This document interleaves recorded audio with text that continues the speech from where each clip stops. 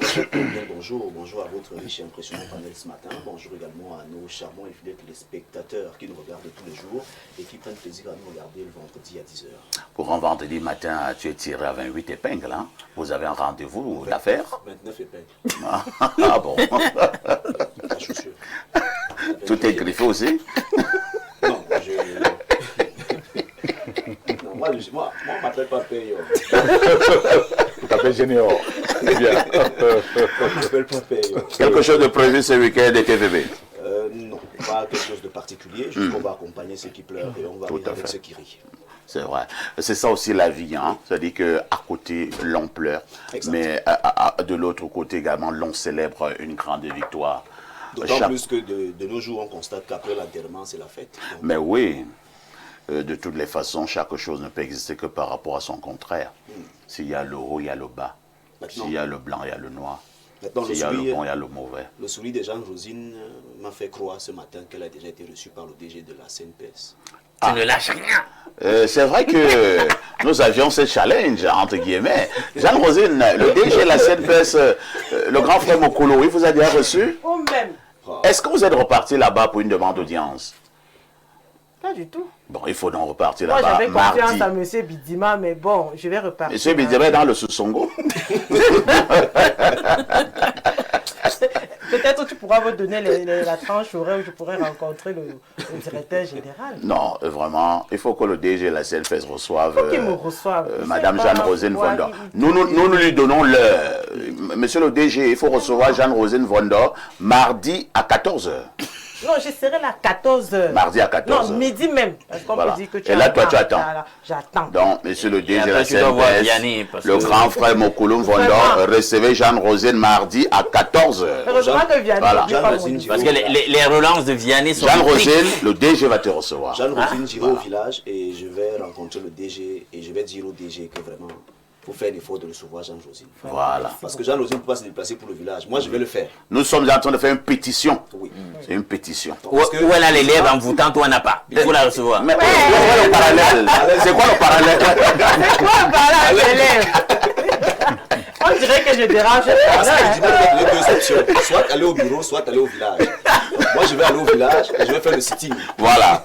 Donc, c'est de ça qu'il s'agit. Théophile Vianney Billard, que disent les journaux? El Perfecto, les journaux qui sont disponibles en kiosque ce matin présentent pas mal d'actualités. Nous ouvrons donc cette revue de presse avec un journal de la maison. Il s'agit bel et bien du tri hebdomadaire La Météo qui s'intéresse à l'agence de régulation des télécommunications pour parler des régulations numériques. La RT face aux nouveaux défis. C'est l'information qui est à retrouver ce matin, page 3, le journal La Météo qui précise que présidé par la PCA, professeur Justine Difo, né Chunkam, en présence du DG, professeur Philémon Zozame, l'atelier de renforcement des capacités des membres du conseil d'administration et plusieurs cadres de l'institution s'est tenu ces 9 et 10 juin à Ebolova, chef-lieu de la région du Sud. On en parle avec la météo, le hebdomadaire d'information, d'enquête, d'analyse et de reportage. Info matin numéro 2046 de ce vendredi 12 juin 2026 s'intéresse à cette coopération scientifique renforcée entre le MINRESI et l'AUF. C'est à la faveur de l'audience que le ministre de la Recherche scientifique et de l'Innovation, Dr Madeleine Chouente, a ce 11 juin à Yaoundé accordé au directeur par intérim de l'agence universitaire de la francophonie, en abrégé AUF, pour l'Afrique centrale et les Grands Lacs, Jean-Luc Conan. Retour donc sur cet entretien, c'est avec Info Matin en page 3. Intéressons-nous à Promo 2026 avec Cameroun Tribune, le quotidien à Capitaux Publics, ce journal que gère Marie-Claire Nana, nous fait donc savoir que la 10e édition du Salon entrepreneurial de l'entreprise de la PME et du partenariat s'ouvre ce jour au Palais des Congrès de Yaoundé. À quelques heures de ce rendez-vous d'affaires, Cameroun Tribune a capté l'effervescence sur le site de l'événement où artisans venus donner forme à des stands et exposants plongés dans les derniers réglages sont déjà présents. C'est en page 13 que l'ambiance du côté de Promote est à retrouver au journal à Capitaux Publics. Cameroun Tribune, le jour d'Aman Mana, s'intéresse au Cameroun et revient donc sur ces entreprises de services et industriels qui ont été fermées. On parle de plus de 200. Informations à retrouver en une de ce journal. Coupe du monde de football 2026. L'Afrique du Sud battue 2-0 par le Mexique en ouverture. Information à lire en pied une du quotidien Le Jour d'Aman Mana qui en parle ce matin. Le messager de Feu Pius Ndiawe présente le livre d'Aman Mana en une. Cameroun, une république zombifiée. L'ouvrage d'Aman Mana, Les 30 piteuses, comment le citoyen zombie du Cameroun a été fabriqué, retrace à travers les éditoriaux saignants et saillants l'érosion de l'espérance civique, l'affaissement de l'État, la dégradation du niveau de vie, la banalisation de la corruption, le tribalisme érigé en système. En page 7, le livre d'Aman Mana est donc présenté au journal Le Messager qui est en kiosque. En pied 1, on parle de recensement, le grand bricolage. C'est bien sûr en page 2 que cette information est traitée ce matin par ce journal. Mutation de Georges-Alain Boyomo s'intéresse à cette curiosité stratégique des minerais sans rail, alors que le Cameroun est devenu officiellement un pays minier avec une demi-dizaine de projets en cours d'exploitation et ou de démarrage. Les voies pour acheminer la production vers les ports d'exportation sont quasi inexistantes. Dos au mur, le gouvernement réchauffe la réflexion autour du schéma directeur ferroviaire. En page 7, Mutation de Georges-Alain Boyomo en parle ce jour. L'œil du Sahel s'intéresse au chemin de fer Ngaoundéré-N'Djamena et nous fait donc savoir que Paul Biya valide le tracé Ngaoundéré-Kousseri-N'Djamena. Cette validation est à retrouver en page 3 du journal de Guibaï Gatama. L'œil du Sahel, le Popoli s'intéresse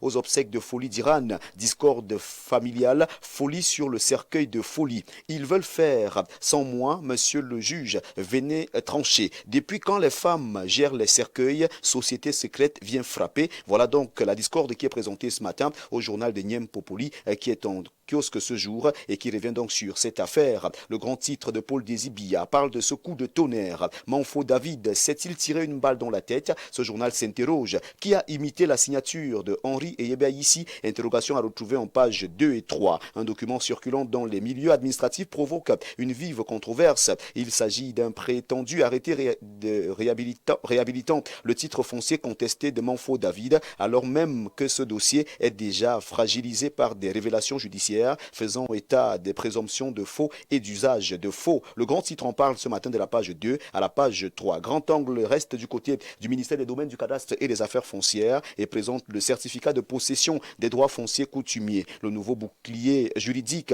qui sécurise les terres coutumières, d'après ce que nous dit le journal d'Ambroise Awono. La riposte parle de cette inclusion financière et la transformation numérique. La PME mobilise l'écosystème financier pour accélérer la révolution numérique au Cameroun. Information à retrouver en une de ce magazine. Le renard de l'info nous amène du côté du département du Vouri. Moto Afrique redonne espoir et dignité aux conducteurs de moto-taxi. À travers une vaste campagne de sensibilisation lancée le 10 juin 2026, les équipes de Moto Afrique sillonnent les principaux carrefours afin d'informer et mobiliser les conducteurs de moto-taxi autour d'une vision moderne et organisée du métier. Cette revue de presse qui est également disponible ce vendredi se referme avec le métronome qui parle de docteur Pierre Patrick Elonkoto, légitimé, consacré par la loi, trahison ourdie par Eboudé et Doubé David, l'allié d'hier devenu rapace au cœur du différent Bakoko Douala. Docteur Pierre Patrick Elonkoto, chef légitime du village Mbanya et président du Conseil panafricain des chefs traditionnels d'Afrique, fait face à une contestation malveillante. On en parle en page 4 du journal d'Alain Tchofo. Madame Djapite Ndoumbe Madeleine Solange, l'architecte de l'excellence scolaire, illumine Douala 3e à la veille du CEP. C'est ce que nous dit ce journal en page 6. Peut-on encore confier l'avenir à une jeunesse en dérive? Interrogation à lire ce matin. L'éditorial est présenté en page 2 du journal d'Alain Tchofo qui nous permet de refermer cette revue de presse acte 2 sur Info TV ce vendredi matin. Mesdames, Messieurs, merci de toujours faire confiance à Info TV pour vous informer et merci de vous rendre en kiosque ce matin avec la somme de 400 francs CFA pour vous procurer votre journal. Merci El Perfecto pour cette magnifique tribune. Merci également à toi TVB pour cette brillante revue de la presse. Je te souhaite de passer un inoubliable week-end. Il sera certainement inoubliable. Mais toujours le Seigneur au centre de ta vie. C'est de ça qu'il s'agit. 10h, 11h52, ça se passe ici.